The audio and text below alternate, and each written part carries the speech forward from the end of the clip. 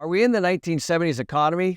And what does it mean to you? So this week I met with one of my old-time mentors who's over 80 years old, and I asked him the question, what are you seeing right now in the economy? He immediately said, it's the 1970s. Obviously, for the next 2 hours, I drilled him on why, and he said that he made the most money he ever made in his entire life, and the 1970s put him on the map. So you can imagine I dug in hard to try to figure out what exactly happened in the 70s, and of course, what happened after. Now, there's a lot of similarities in the 1970s, and they're not going to be exact, and many of you are going to attack those things. But for purposes of this video, I want you to focus on the things that were the same. So one of the great articles from Bruce McElroy, the 8th chief executive of the Federal Reserve Bank of Minneapolis, said there were at least 4 factors leading from 74 to 75. Inflation, recession, the energy crisis, and of course, questions of financial stability. But I also think it's important to back up to see what happened right before this period. By far, the biggest issue was the breakup of the Bretton Woods system by Nixon, which they call the Nixon shock, which essentially decoupled gold from currency. It's important to note that inflation was below 3% in 1972, but in just 2 years, it was in the double digits. And to combat inflation, just like what's happening right now, the Federal Reserve turned to rising interest rates to hopefully tamper down inflation. And just like what recently happened, the Federal Reserve was a bit late to the dance. So I highlighted some of the things in this article on the 4 factors as mentioned earlier. Inflation, of course, was caused by the excessive monetary expansion, just like we recently had. However, ours, of course, was due to the pandemic. And of course, due to the excessive monetary expansion, this compounded the food price increases, the world petroleum price increases, and of course, raw material and just basic needs all went up. And of course, just like the 70s, inflation in many of its manifestations is the key ingredient to a recession, which we haven't officially called yet. The biggest issue is the energy crisis, and I'm going to focus on that a bit during this video. One stark similarity in the 70s around the energy crisis was the persistent tensions in the Middle East. In fact, the Arab members of OPEC placed an embargo on the United States for our support of Israel in the Yom Kippur War. And while things aren't exactly the way they were in the 70s, there are still tensions in the Middle East, and we still face these issues today. These things, of course, all point to financial instability, like today in the thrift institutions, the rising interest rates, and of course, housing. In the 70s, President Ford himself was on the cover of Time magazine. Of course, he tried to fight back with his Whip Inflation Now, which was horribly unsuccessful, which of course was just a PR move. So the fork in the road, of course, is does the Fed continue to combat inflation just like they did in the 70s, or do they continue to raise interest rates to fight inflation? With the wild card, of course, once again, being oil right in the middle, due to now 2 global wars. So now we're going to talk about the federal funds rate. It's currently at 5.33% as of September 2023. Most people have only experienced a very low federal funds rate for a long time, which is actually what created the inflation, just like in the 1970s. From this point, everybody is hoping and wishing that this rate is going to go down.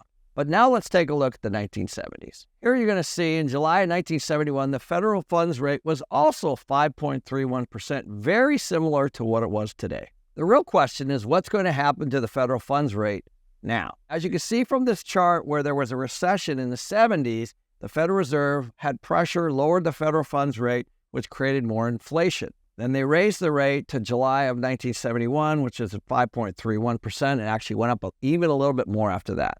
And they thought that they had it. They started to lower rates again based on all the political pressures, but inflation continued to roar. And it roared all the way through the 70s. In 1974, just a few years later, it was in the 13% range.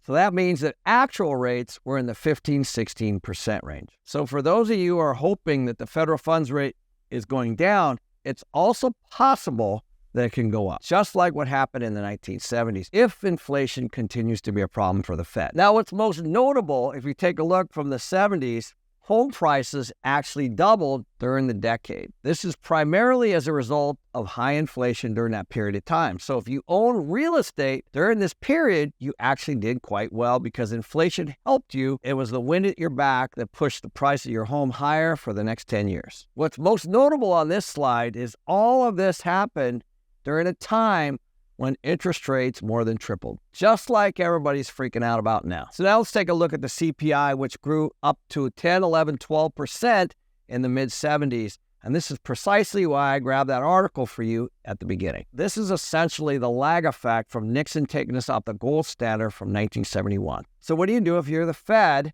You have to increase interest rates, which of course tamper down the economy, just like what's happening today. In this chart, you'll see homes sold in the United States over a 50-year period. Take a look at the low points in the 70s and the 80s. The low points represent 15 and 20% interest rates.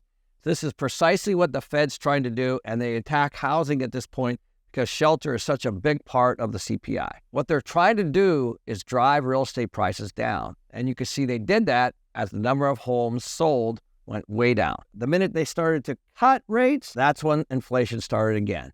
The interesting piece is during that period of time, even with the high interest rates, the number of homes built in the 70s and 80s stayed pretty steady. That's going to be very different from what we're seeing next in 2025, 26, and 27, where home building and multifamily building has completely stalled. In fact, you can see from the period of 2010 to 2019, that was actually the hangover effect from the 2008 crisis. And this is precisely what created the price increases that we're seeing now. It's the undersupply during that 10-year period. As of last month, inflation was 3.7%, which is higher than the previous 2 months. It's going the opposite way that the Fed wants it to go. And of course, their target is still 2% inflation.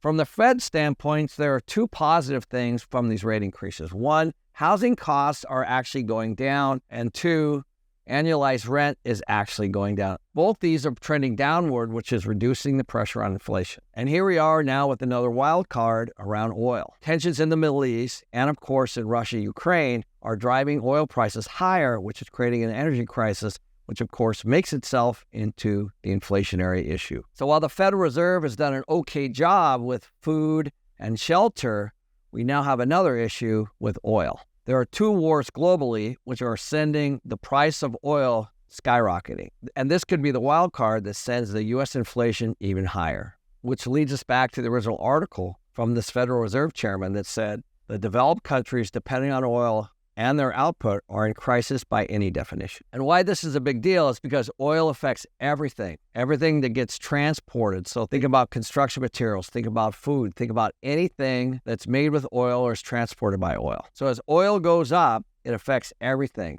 And just like in the 70s, people will pull back, which could mean even higher interest rates in the future, just like in the 70s.